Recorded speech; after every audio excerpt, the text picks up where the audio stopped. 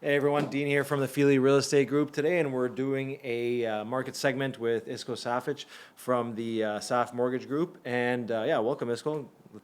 You've been here before, so second time on.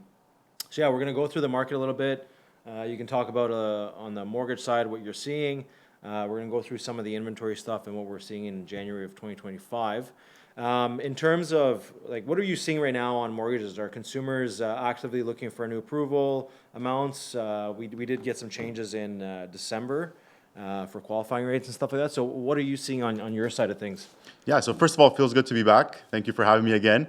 So I'm seeing a normal market, which is really exciting for me. So in like this December that we had a record December, and it was, we had a summer month in a winter month and in a holiday month, which was very interesting for me. And I think a lot of that has to do with news surrounding interest rates and the recent, let's say, some price reductions in the market, some additional inventory, so people are starting to look again. I feel like they engage with mortgage brokers or mortgage professionals before realtors because they want to get their pre-approvals done. Yep. So we're seeing a lot of that. So I expect a very healthy first quarter. Yeah. Can you explain a little bit more about the rule for, so it was 1%, or sorry, 1 million with 20% down. Now they changed it to 1.5 million with 20% down, right? Yeah.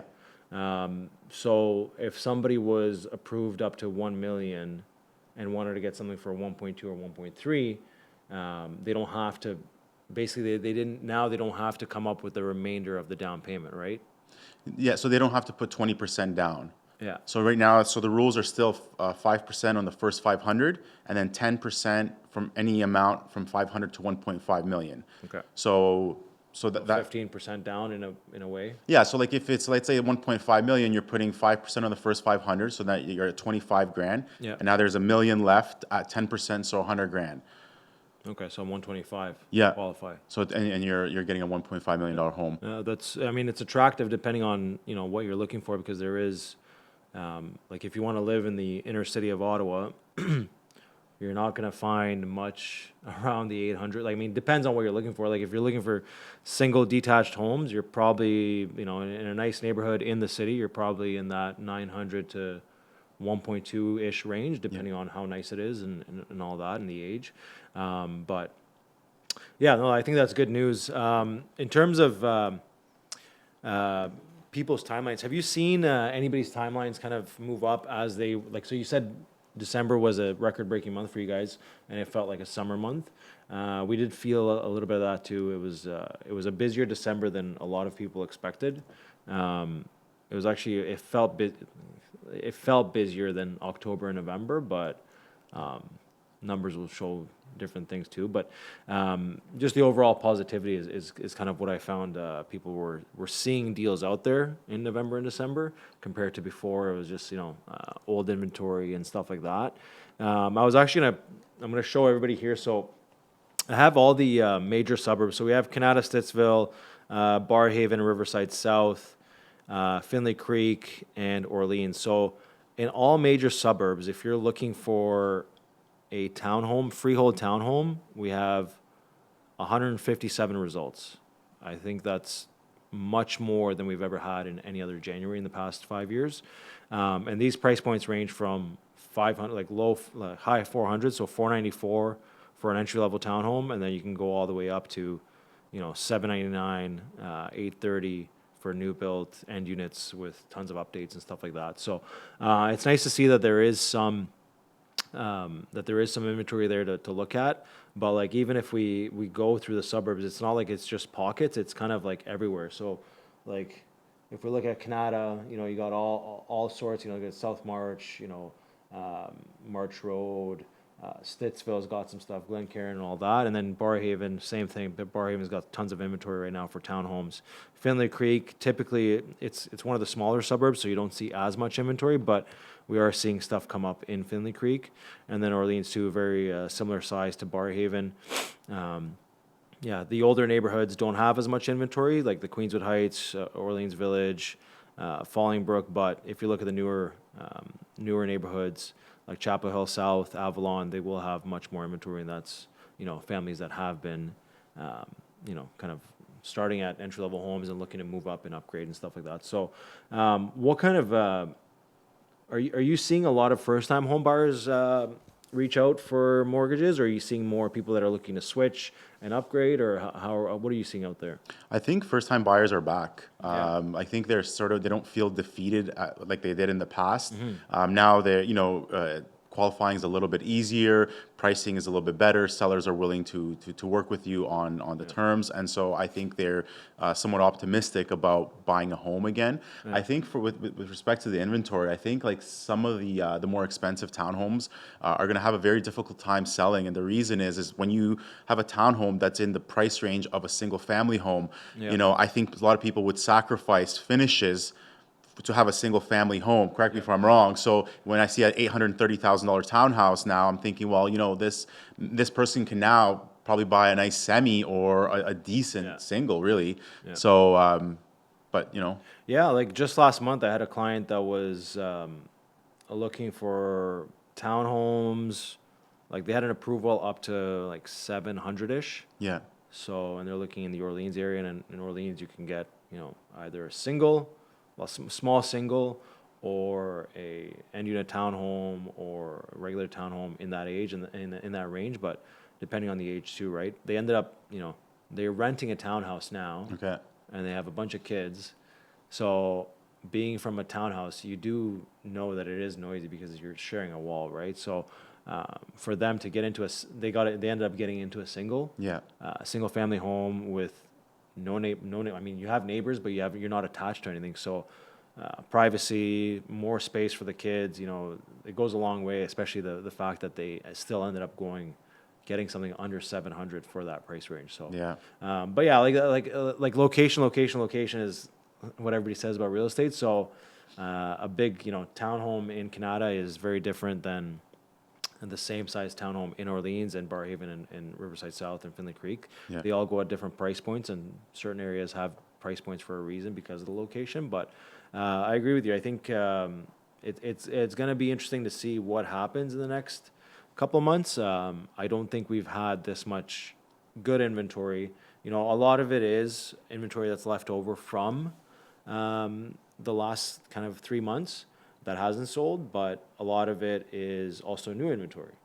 So it's not stale and stuff like that. And a lot of these listings did expire, and then they either got renewed, or those people that it did expire, they're waiting for the spring market.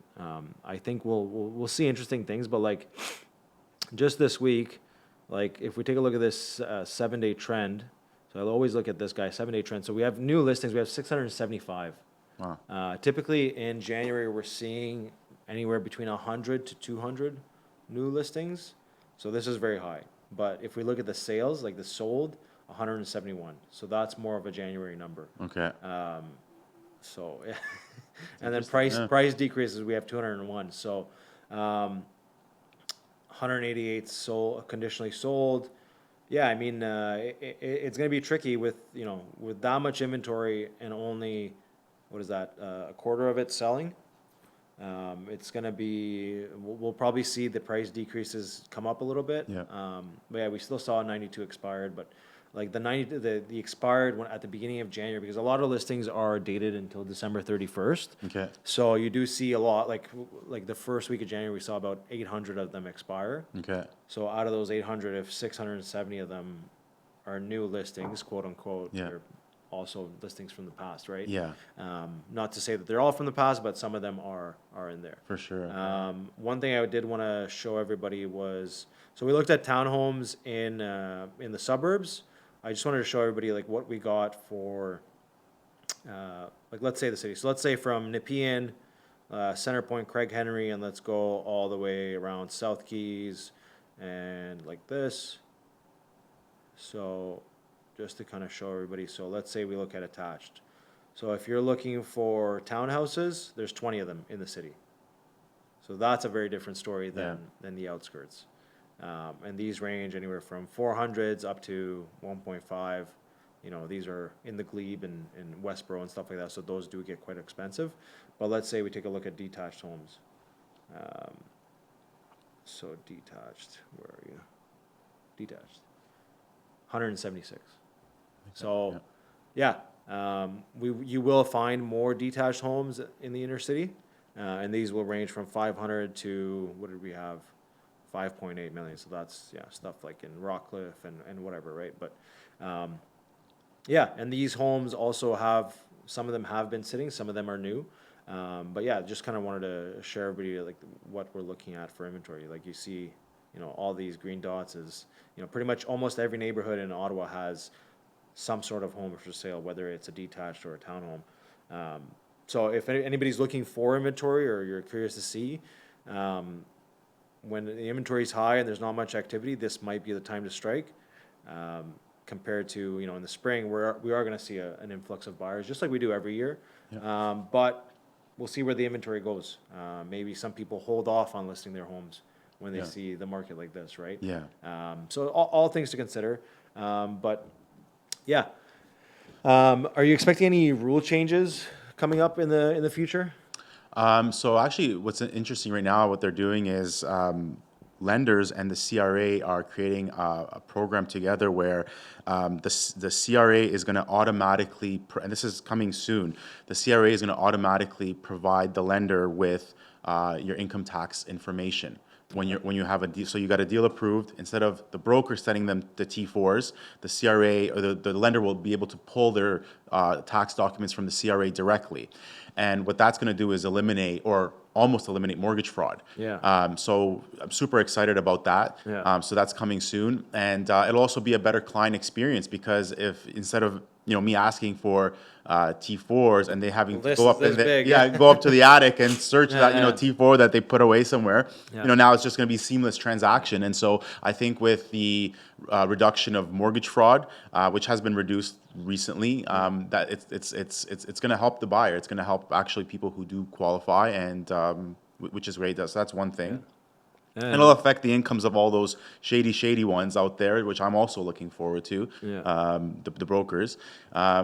But yeah, Because there's no more deals. That's yeah. No, I feel it, man. It's good when things are a little bit more automated because it can be controlled a little bit more. And if it's coming directly from the CRA website, that means you got to be on top of your taxes. And I mean, if you're buying a home, you got to be on top of everything. So that makes sense. I like that too. like for the people accessing alternative lending or business for self programs, there's always going to be a different set of documents. This is more for your person, government employee, regular employee. Paste just the straightforward files that will be more automated through the CRA and the lenders, because they've been really on top of this for the last year, and the insurers and everybody's trying to figure out ways to make it a better client experience, but also protect the banks, protect it. So they've introduced a lot of new AML regulations, like What's AML? like anti-money laundering. Yeah. So like we're doing checks on credit for that. We're checking for if people are politically exposed persons. There's a lot of things that we're doing now that we haven't in the past, and so it's really this push to make it just a more lean mortgage and real estate market, so that it helps everybody involved, really. Yeah, and I mean, if you're somebody that wants to have a solidified credit approval and you're looking for homes and you want to be moved in a certain time frame, having the access, like not having to run around for documents while you're working your 9 to 5, you're taking care of your kids, and you're trying to do leisure activities here and there. Yeah. You worrying about how you get your mortgage approved is going to be a little bit simpler, right? Yeah. So that seems like a long time coming, honestly. Yeah. I mean, like the banks are pretty much connected to CRA anyways, right? So Right. it just makes sense. So that's awesome. What do you forecast for the spring? I got my own ideas, but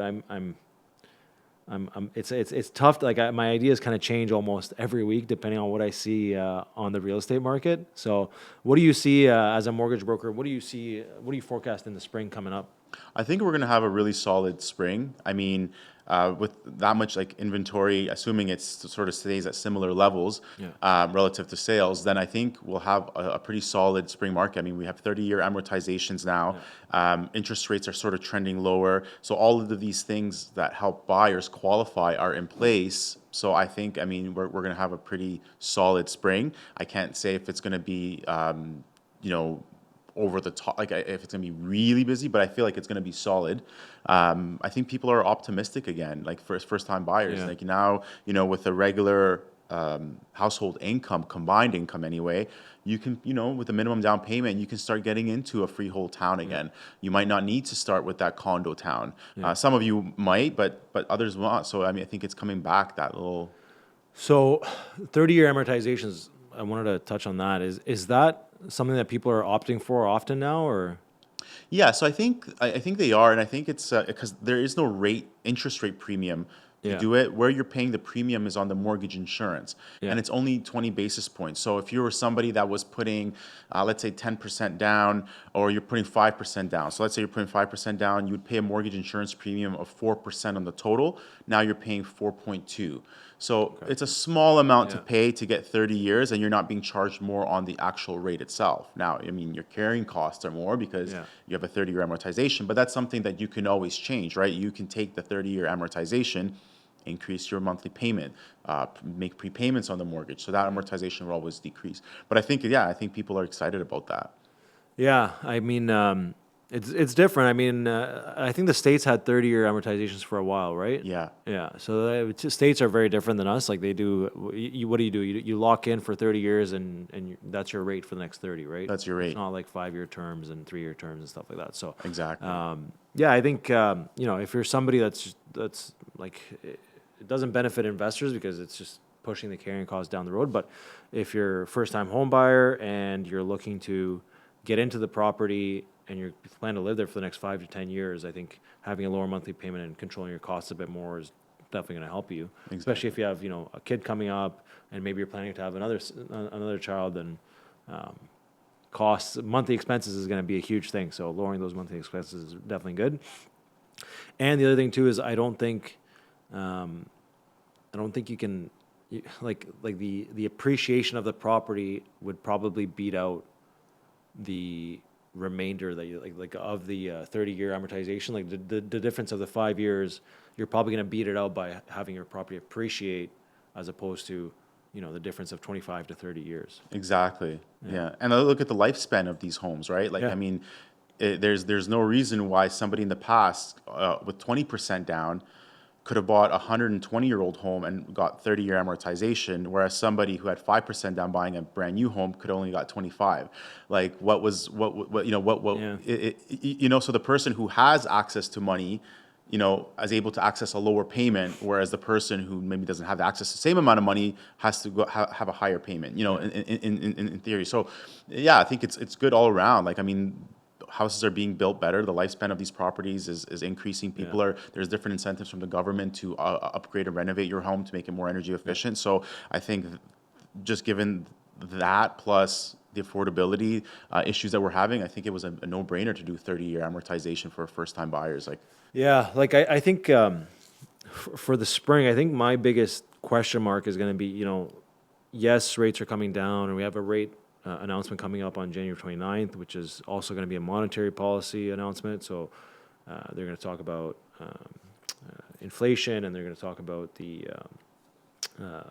unemployment, yeah, which I think they're trying to combat the unemployment right now. But my question is going to be like, okay, so if inflation is good, the monetary policy stuff is good. Like if we're seeing more jobs and stuff like that, what, yes, those people are going to be able to get better rates now. They might be able to get into the market, but how many of them had to dip into their savings for the last 2-3 years yeah, to control the inflation, to control their monthly expenses and stuff like that, right? Like, what if they couldn't control it? That's the other thing too, right? So yeah, people that maybe had 50, 60, 70, $80,000 saved up as a family, what if they're only left with 40 now? yeah.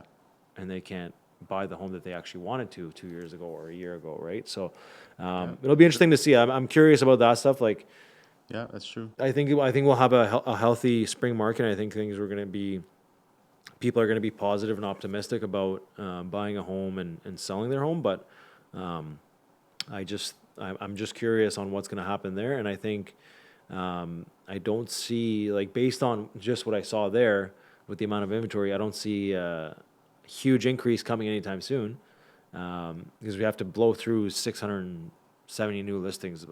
There's way more than that. I have to pull up the stats to see what's happening with the overall inventory. but 675, that's one of the highest I've seen in any January. Yeah. So we'll see. I mean, maybe this is maybe the first 2 weeks were just old listings coming back, and let's say over the next 3 to 6 weeks, there's no new inventory that comes up like there typically isn't. So maybe we see only 200 listings hit the market for the next 2-3 weeks, and that'll significantly impact these homes that are on the market right now. Yeah. And it'll probably cause them to sell and sell quicker, and then the market, comes back alive in March, just like it always does when the inventory starts ramping up and people start really thinking about the move. So, it'll be interesting to see what happens in the spring. How much of a difference are you seeing from the Big Five and monoline lenders? So if you want to explain the difference between a Big Five bank and monoline, that'd be great too. Yeah, so the big five banks are the banks that you recognize. They're the let's say the chartered banks in Canada. So your TDs, your Scotias, your RBCs, and then a monoline lender is a lender that monoline meaning lends in one type of product, which is mortgages, and they do lines of credit as well. And so right now, banks have been more competitive than monolines on, let's say, purchases under the right set of circumstances. Monolines, I find, have, depending on the equity in the home, have been a little bit better on renewal. Depends. So, I mean, these things go up and down, but monolines are starting to sort of close the gap. The other thing to look at is my personal mortgage is with a monoline lender, and because I like a more flexible mortgage, I like mortgage that in the event I have to break it, my penalties are as low as possible. They offer different things, so there's a lot of benefits to being with a monoline lender other than just the interest rate. But they're sort of narrowing the gap between the banks and the monoline lenders. Yeah, I think the big thing that people don't understand is you're not just chasing a rate. You have to also kind of see what terms fit what you're looking to do in the next 5 to 10 years. Yeah. Exactly. Like what if you're just, you're buying a condo now, but your plan is to be in a townhome in 3 to 4 years or 5 years, that time might come sooner than you think, and you might want to be in that townhome in 3 years, and you're in a 5-year mortgage, and breaking that is going to be costly, right? It's going to affect your total purchase power too. Exactly. Whereas, and I know a lot of people are just looking, what's the best rate? What's the best rate? What's going to give me the lowest monthly payment? Sometimes you have to look at things as a whole and evaluate. It is an investment, and I'm not saying every home you need to evaluate as an investment, because if you're just living in it, it's going to be a home that's the home for your family. But you need to see what you're forecasting for the next 5 years in your family, right? Exactly. If you're seeing your family grow over the next 5 years, locking yourself into something with a high penalty might not be the best thing, just because you're getting the best rate. Yeah, and that's the thing. Like these banks, they have they pay very smart people to look at statistics, right? So they look at things like, when does the average person break their mortgage? What does the average person get divorced? All of these things that they go into their pricing. So if you're getting a lower rate somewhere, there's often a reason why you're getting it, because maybe they expect, because your penalty is going to be the double. Maybe you're going to incur other sort of fees that you wouldn't normally with another monoline lender. So everything goes into pricing. I mean, at the end of the day, you're getting what you pay for. So sometimes, all things considered, they're the same, but other times they're not. Like there's instances where a bank penalty is double that of a monoline. So if you end up having to break this mortgage, then all of those savings that you had on the interest rate are going to be completely wiped out, and then some, right? So. And you might have just signed with that bank because it was a 0.1% difference. Exactly. Right? Exactly. $8 a month. Yeah. And then it costs you $10,000 in fees when you break it. So it's just. Yeah. And people go through that too, right? Like it does. Like these people, they're paying really smart people to do these surveys and this and that, divorce, moving.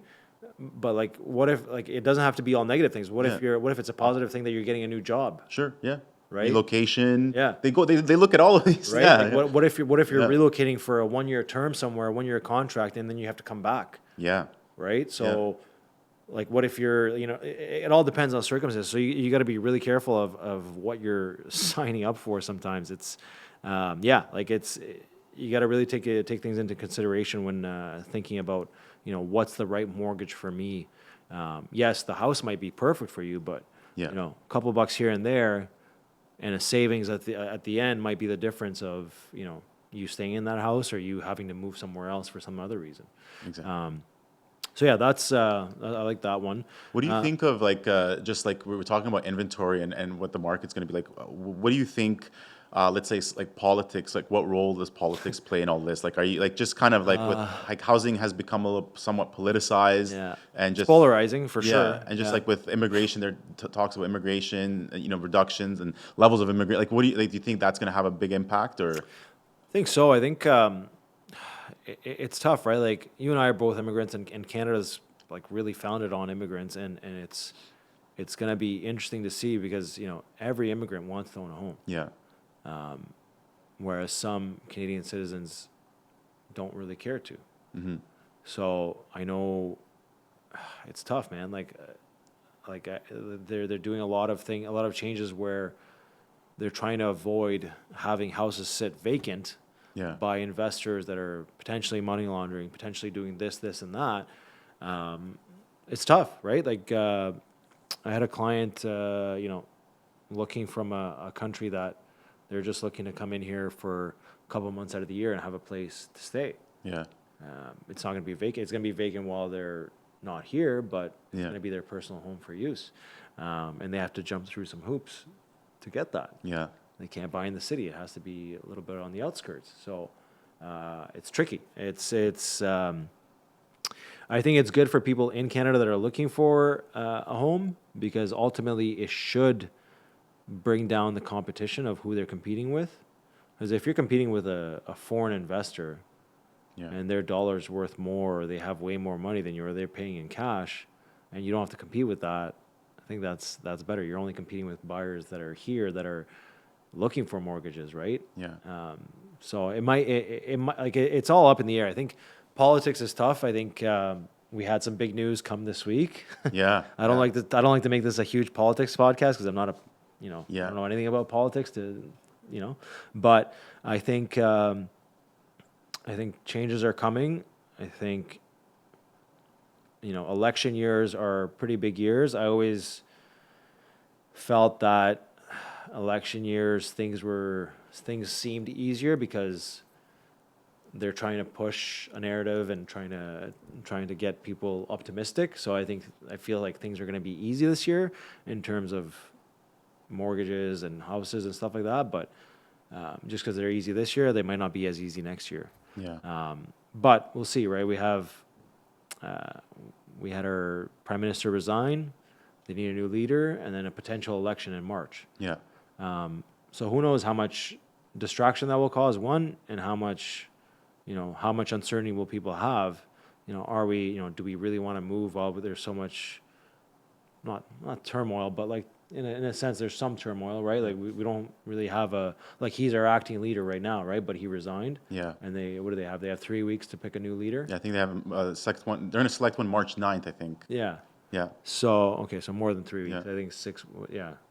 So yeah, like those things it could be somebody saying like, well, I don't want to move. Like, I don't want to, Yeah. I don't want to, things could change completely in the next couple of months. Yeah. And I might not want to do anything, right? So, it'll be interesting to see. It's interesting just because like housing has become such a political issue. It never has in the past. Yeah. Like I mean, for the last 2 years, the leader of the Conservative Party has been talking about, there's 35-year-old men in the basement because they can't afford a home, and they've been talking about affordability crisis for the last 2 years. And then now, when he gets into power, which he pretty much will, he's going to have to deliver. Yeah. He's going to have to deliver on affordability and home ownership. How do you How deliver is he that? going to deliver? Right? Like you can do things, reduce immigration, maybe change the path to permanent residency for some, so maybe less of a population. Like there's things that you can do, but everybody's waiting for him to deliver on affordable home ownership for people. And then what does that mean for existing homeowners, Yeah. right? So What do they get stuck holding the bag? They paid a certain price and a certain mortgage rate, and now they get to sit there and watch people get half of what they paid for. You know what I mean? Like that's and the banks too, they've lent the money, and now they're in a position where they're like, well, no, we gave this amount based on this amount of equity. We secured a position on this title at 80% of $1 million. Now, if that, so there's going to be pushback from them, and they have a lot of influence in because it's their asset at the end of the day, right? So, like what are my question is, what do you expect? Like, let's say there's a change in power. Yeah. I'm not agreeing with one side or the other. I'm just saying, like, I'm trying to be devil's advocate here. Like, okay, so what? We change one prime minister to another, and what? You snap your fingers and housing's affordable? Yeah, Like, it's not that easy. no, There's a lot of play, and like the thing is, like I'm the type of person that reads the comments. Like I'll see a video and I'll go to the yeah, comments, see what people think, and every time you watch one of these videos, a lot of Canadians are saying, "Well, I can't wait for the new government because my son will finally be able to buy a home, or my grandchildren can finally buy a home." So they really are associating a new government with affordable home ownership because that's what they've really pushed. And I'm just like thinking, well, what are you basing that on? yeah, how are you gonna make it happen? Like it's great, and I Yeah, want your son everyone to gets own a 50 home. grand. Yeah, Yeah, like yeah, it'd be nice for everyone to own a home. I'm a mortgage broker. You're a realtor. I yeah. mean, you'd see them. We'd be busier. They'd be happier. But what's the path? I mean, I don't know. Yeah, We'll see. that's what I mean, right? Like I thought I was pretty confident in things leading up to January, and I thought we were going to see, as usual, low inventory and lower rates and things kind of pushing us towards the spring market. But right away we're seeing way more inventory on the market, so it's like it could be a complete different year. It could be, I'm not trying to be negative or anything. Yeah. I'm just like we have to see it all play out for the next 3 months, right? The first quarter is usually a taste of what things are to come, and sometimes, you see the spring market get pushed a little bit. Like last year, the spring market was kind of in that March, April, May area, and it's typically around March, April, but it shifts a little bit, right? Whereas in last year too, July it fell off a cliff, right? And sometimes, and usually you see it around June kind of start dropping down and start picking up towards September. And this year was dropped off a cliff in July and picked up in October. So it'll be interesting, right? Like it's you can't plan for this stuff. It's not, and if you're a homeowner and you bought based on certain circumstances, like sometimes you just have to live in the house for 5 years and not worry about it, not think about it, just live your life. Yeah. And in 5 years you have a bunch of equity because you paid it down, right? And you see what the current market value is at that time. Exactly. So yeah, you can't overthink these things. I mean, if you have the money for it, you have the budget for it, and you like a home, and you want to be a homeowner, go buy yourself the home. I mean, that's like. I think if you just thinking about is it going to go up, is it going to go down the next, you'll be in a position sometimes you're waiting forever and you miss maybe the house that you wanted or so on. So I think if it feels right, go ahead and do it. yeah, like when's the best? People always ask, when's the best time to buy a house? When you can comfortably afford it and you want to do it. Yeah. Simple as that. That's it. If you don't want to own a home, you don't have to. If you can't afford to own a home, then that's your answer, right? Like it's rates are going to change all the time. Housing prices are going to change all the time. They're going to go down. They're going to go up. They're going to go down. They're going to go up. And you can't, like, it's hard. It's very, very hard to time a market. Yeah. Some people can, and most of them can't. Yeah, exactly. Right? Like it's usually you have life circumstances why you need to move. Yeah. So yeah.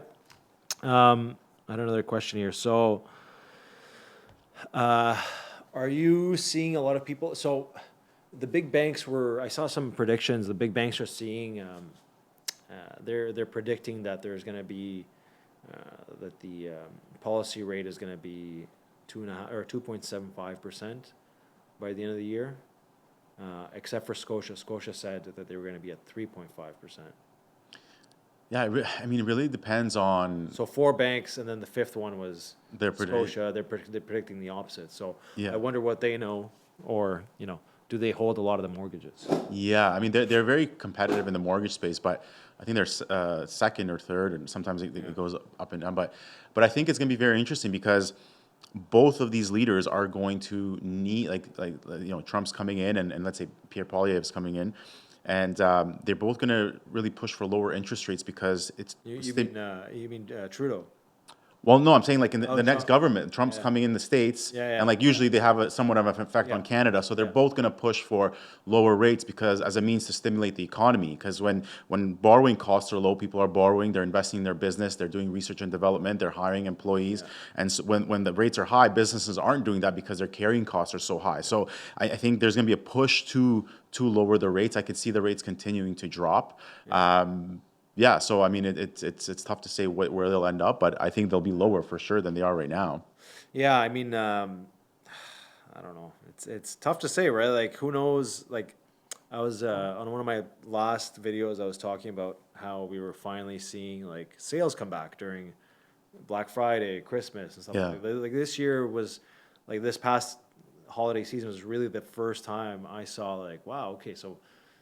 Vendors, retail shops are actually finally making a push to give some incentives. Like, bro, like the last 3 years, when did you ever see Nike have a sale? When did you see Foot Locker have any, like they had like basic stuff here and there, but like now it was like the whole thing. It felt like 5, 6 years ago, you wait till Black Friday and Christmas and you're like, okay, this is when I'm going to buy this, and this. I'm going to buy an iPad. I'm going to buy this. I'm going to buy that, like pretty much every brand that I was looking for, whatever it was, there was a certain sale on it. So it was interesting to see that.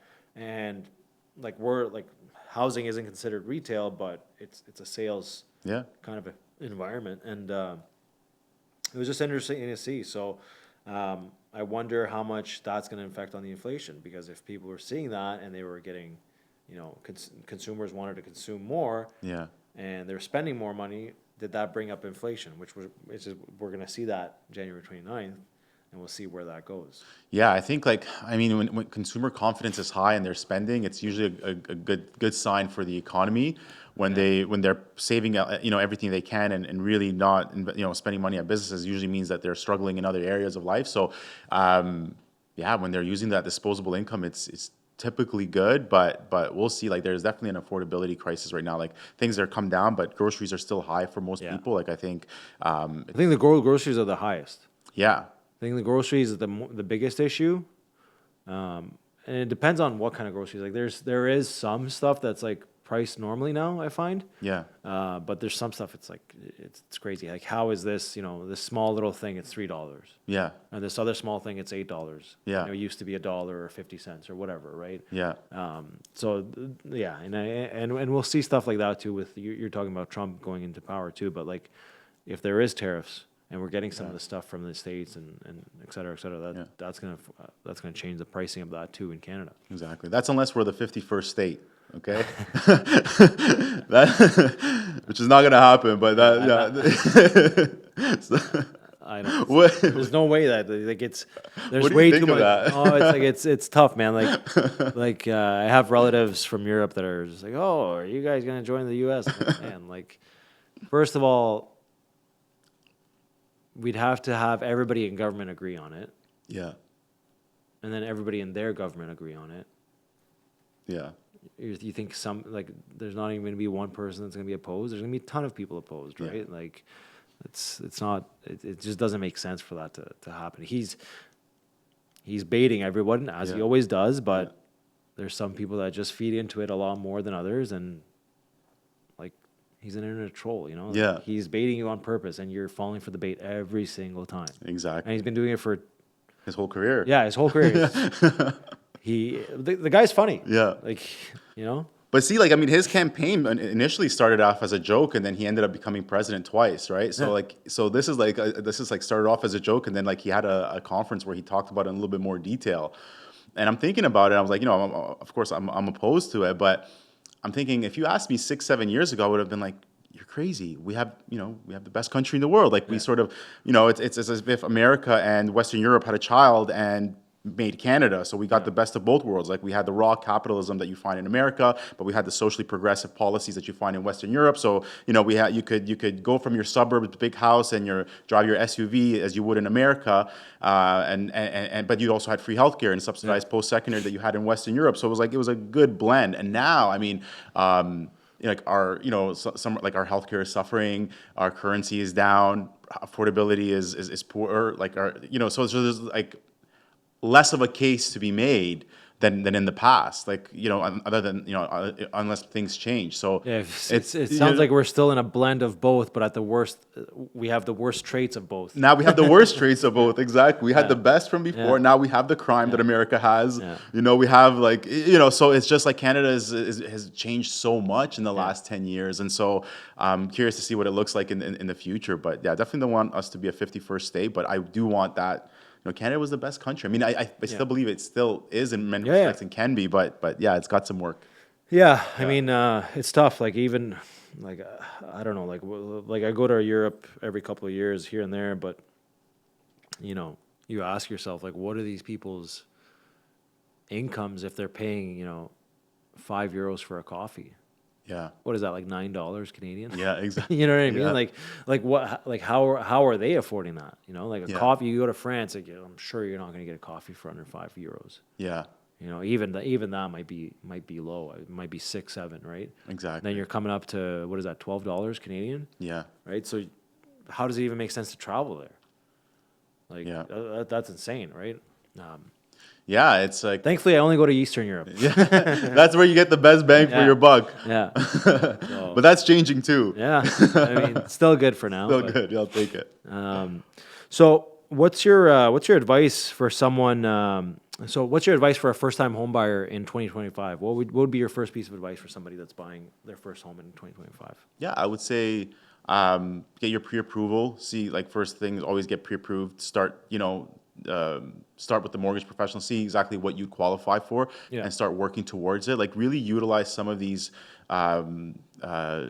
service or products that you have, like the FHSA, your RSP. Really utilize those things. Like really learn what that means and what they do and how they work and how they could help you, and take advantage of them. Take advantage of the tax-free savings account. Really maximize everything. And I think try to consume less. Maybe like maybe replace that Uber Eats with dinner at home, and put it towards your to put it towards your house, and be optimistic again. I think it's a good time to be optimistic. Like if you were a first time buyer in the last 4 years, it was very difficult, right? Because it was, prices were high, you were competing up against people when, making unconditional offers.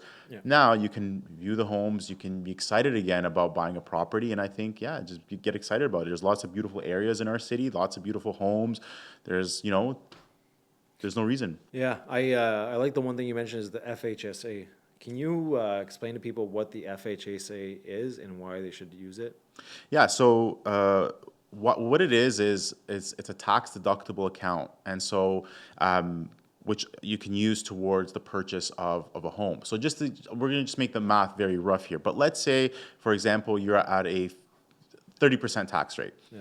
And you put $10,000 into, let's say even your RSP, they function very similar. Yeah. So you put $10,000 into your RSP, and you're at 30% income tax rate. Then what happens is, in theory, you would get $3,000 back for that $10,000 contribution, because your tax rate is 30%. You've made a $10,000 contribution to one of these accounts, and it has reduced your taxable income by 10 grand. Yeah. And because your taxable income has reduced by $10,000, then of course the amount owing for income taxes is less. So maybe now you've overpaid if you're with an employer. If you're with a business, it works a little bit differently, but you get money back. So essentially, you can take that money that you from your income tax return and reinvest it into one of these accounts, which is great. And then like for example with the RSP, with the home buyers plan, you have years, so you can take that contribution, you can take it tax-free. You're benefiting from all the contributions until you withdraw, and then you can pay it back over years. Like you don't have to pay it back right away. So like these things are great. Like these things are great. So I feel like you really maximize those things if you know for certain that you're going to be buying a home.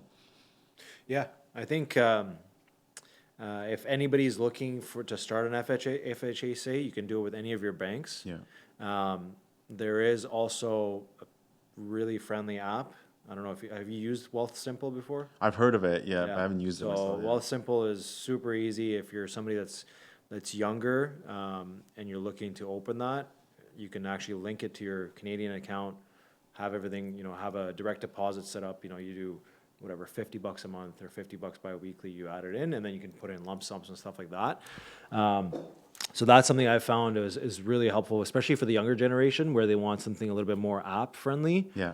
Where you can access on your phone. It's like using any other app. I find the bank apps are a little bit clunky. You can't do everything that you want, as opposed to when you log onto the PC, you can actually access every single thing, go through your portfolio management and all that stuff. Wealthsimple, it really is a little bit more simple. I'll actually put a code down below, so if you guys need access to it, I'll link that to you guys there. Yeah. But yeah, FHSA huge, TFSA huge. Just keep putting money in. I mean, it never hurts, right? Even if your home buying journey is 5 years away, why not start now? Just put in whatever you can, right? Whether it's $20 a week, $20 bi-weekly, 30, 40, 50, whatever it is and even if you just started your career and you're not in a, high-end job that you need to, but you started and you're going to start moving your way up. I think it's a great start to just start throwing money in. Yeah. And then in no time you'll see, that stuff accumulate and you don't get taxed on the earnings on that. Yeah. Right. So that's a huge one. Yeah. What is your biggest piece of advice for somebody that's looking to buy and sell this year? Yeah, I think really the selling part, you really have to nail it down. Like you have to be reasonable with what Yeah. you're asking. I think that's the biggest thing. You know, like just you have to be realistic with your expectations.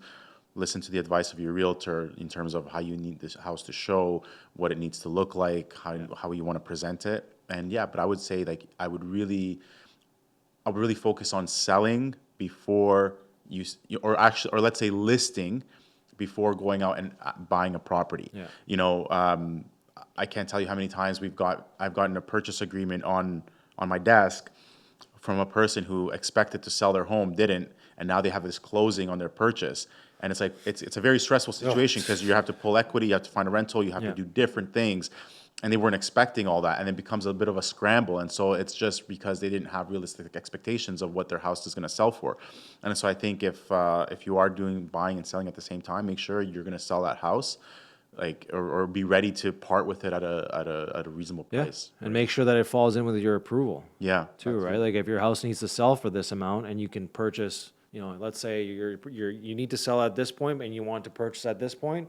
Yeah. Well, don't price your house here so it becomes stale and then expect to buy this one at this price. Like it's, Yeah. like I know everybody wants to buy low and sell high, but it's, if you're buying and selling the same market, it ends up being a wash, right? Like you're gonna pay a little bit more for the house that you want, but you're also gonna get the most for your house. Yeah. And if you're gonna get a really good deal, like in this month and maybe in the next month, then you also have to kind of be aggressive with pricing your home to make sure that it is sold and not waiting 40, 50, 60, 70 days to get a sale. Yeah. Because that could affect your purchase too. Exactly. And sometimes like people have received offers Yeah. which they've declined, Yeah. but then the carrying costs of that mortgage afterwards, it sometimes adds up to more than what you know what I mean? Yeah, Than they yeah. could have, than that reduction. So that 10 grand that you left, that you wanted to get, I mean, that could be 3 months of mortgage payments, 2 months up for some people. So just, if it's there, if it's reasonable, if it helps you achieve your goals, I think Yeah. really consider it. I thought you were going to talk about sometimes they decline the first offer, which is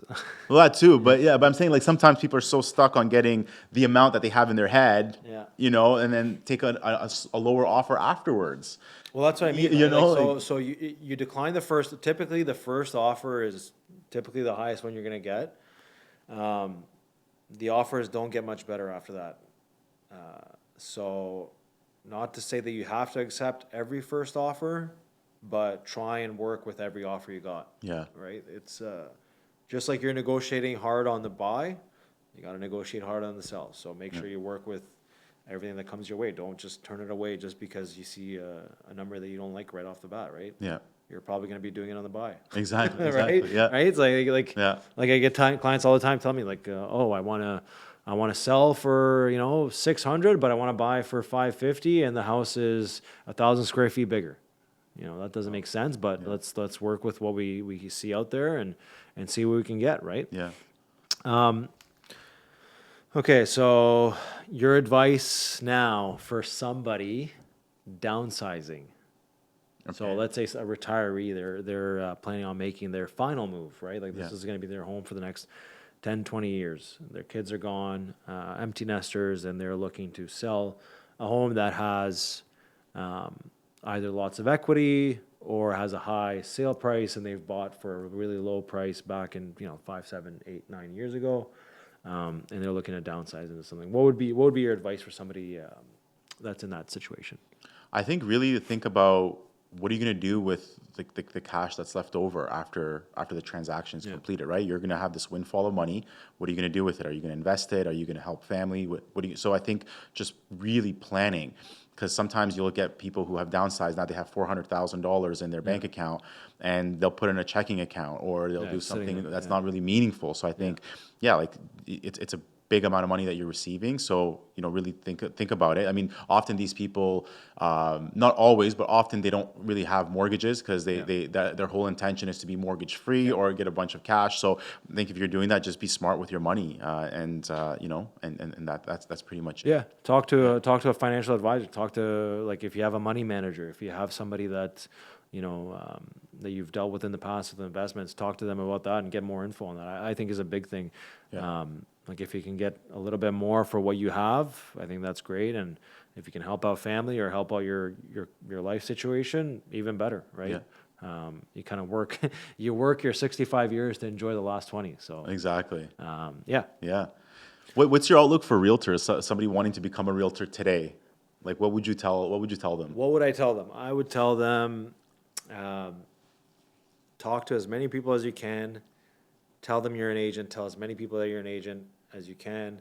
Don't be a secret agent and just work hard.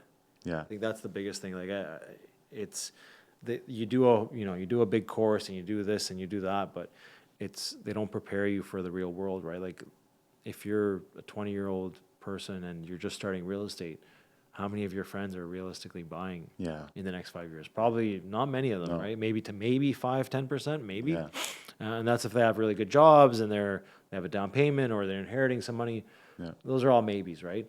And then you have to also establish yourself as a professional in the field too, right? So somebody that's coming in trying to do real estate, I think you got to talk to as many people as you can, figure out any way to do it, whether it's social media, whether it's cold calling, whether it's your sphere of influence.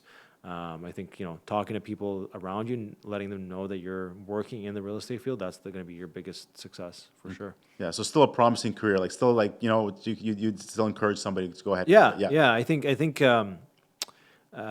it's the one sales field I find that you can succeed without previous sales experience. Like I have sales experience, so I come at it from a sales background where I understand needs, wants, and stuff like that.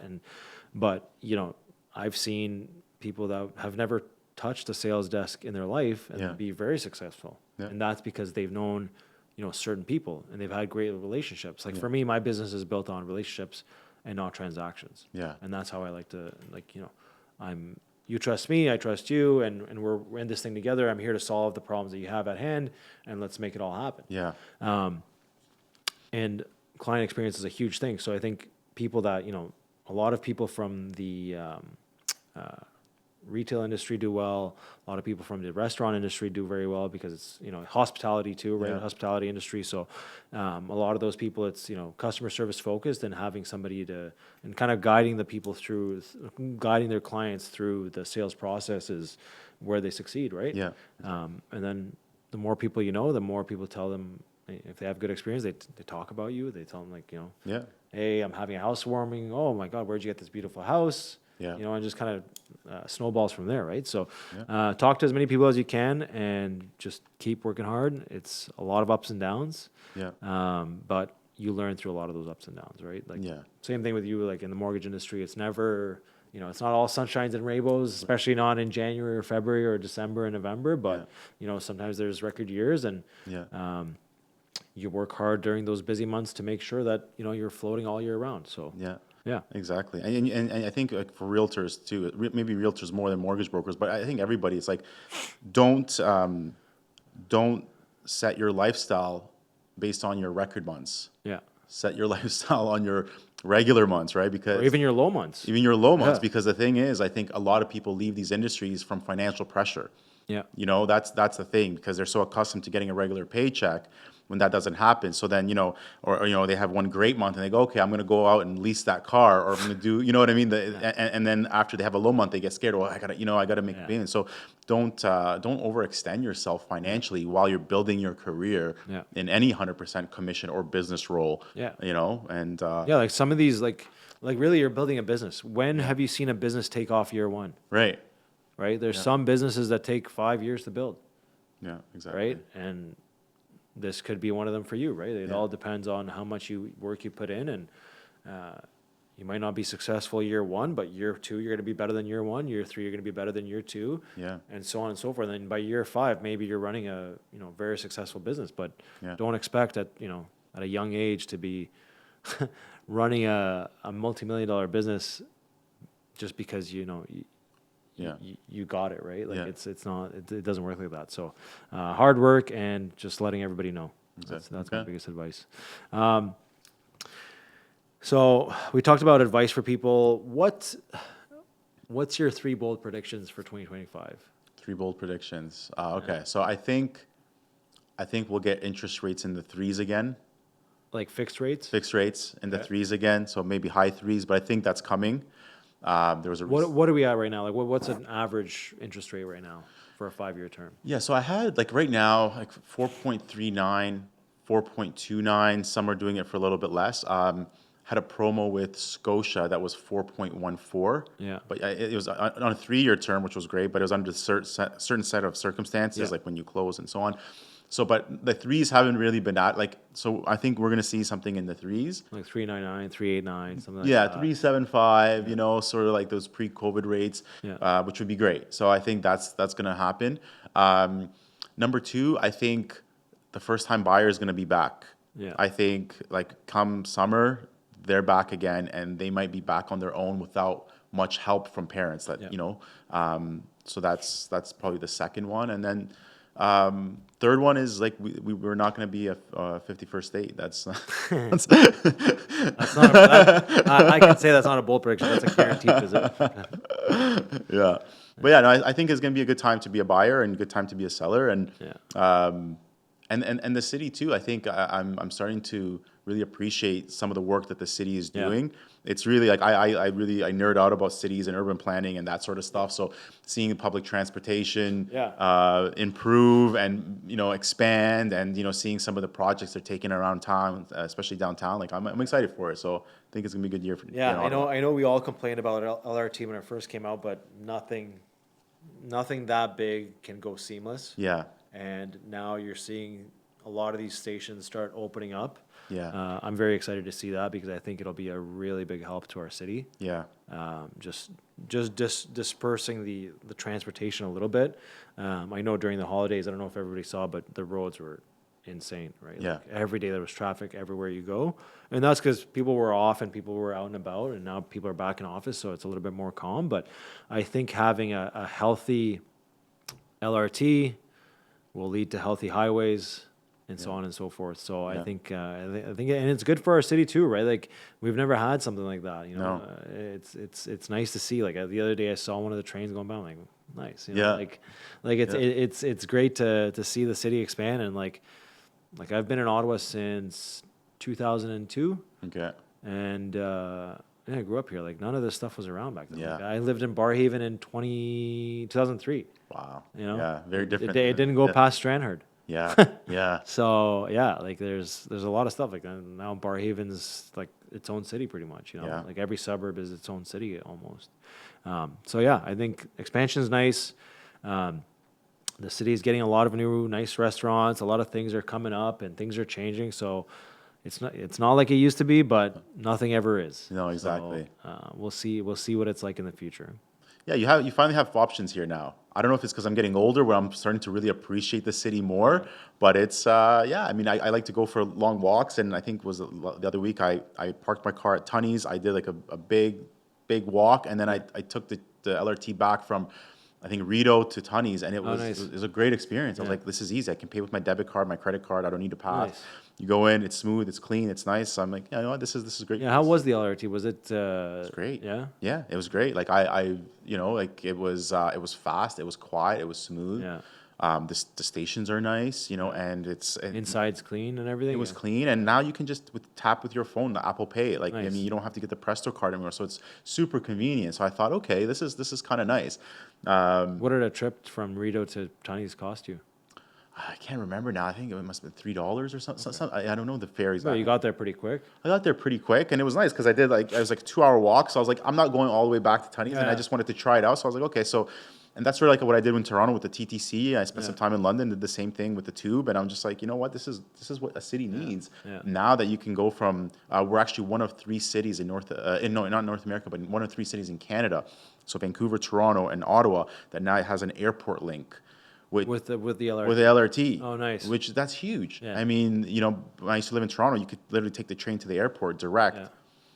Well, I was in New York in November, Yeah. and we flew from Ottawa to New Jersey to Newark, and we took the train from Newark Yeah. all the way to Manhattan. Like, I mean, like it's a huge train, but like I mean, we had 2 pieces of luggage. Yeah. Go grab your seat, sit down, Yeah. calls your call.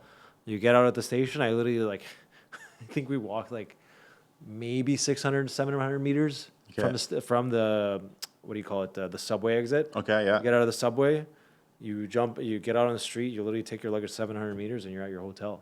Yeah. See? So Yeah. it's. Yeah. I mean, the cab ride. First of all, the cab ride would have been 100 USD. Yeah. In traffic, so I mean, it would have took 2 hours probably. Yeah. So it was cool, and now that we have something linked, like that's a big one. I think having Yeah. the LRT linked to the airport, I think that's big things, and it's gonna lead to us having more direct flights, which is I think it's for a capital city, it's much needed. Yeah. Like there's absolutely no reason we need to be flying from Ottawa to Montreal or Ottawa to Toronto to get to any other major city. Like this should be a hub itself too. I believe. Yeah, we're the right? capital. I mean, Yeah, like I've never heard of a capital city not having more like we have like anyways. and the Montreal one, I mean, you're literally you're going up and then you're coming down. It's a 20-minute It's flight. like, If that. you Like, know like what I- you're in the you're up at like what is it, cruising altitude for I think 3 minutes. Like it's crazy. So you boarded, you went through security, you got a connecting flight, all of that for a 20-minute. Unreal. Yeah, so Yeah. yeah, But anyways. yeah. Enough of our rant. But yeah, thank you, Isko, for coming on today. Tell the people where they can reach you, and yeah. Yeah, so thank you for having me, first of all. But yeah, you can reach me at safmortgage.com. So that's SAFmortgage.com. Contact information is there. You can type my name into Google, or you can on Instagram, 613 Mortgage Broker, and usually quick to respond. So you can reach me there. And you guys have an office in the city, yeah? Yeah, so we got an office in the West End near Britannia. Right on the corner of Britannia and the house, so right where the bakery is and the coffee shop. So we're there. So if people want to come in person, we're seeing more of that nowadays. They can. If they want to do it virtually, they can. If they're buying something out of province, we can assist. So really, commercial, residential, all types of credit and financial situations. Awesome. Thank you, Isko. Thank you, everybody, for watching, Thank and you. we'll see you soon. All right, sounds good.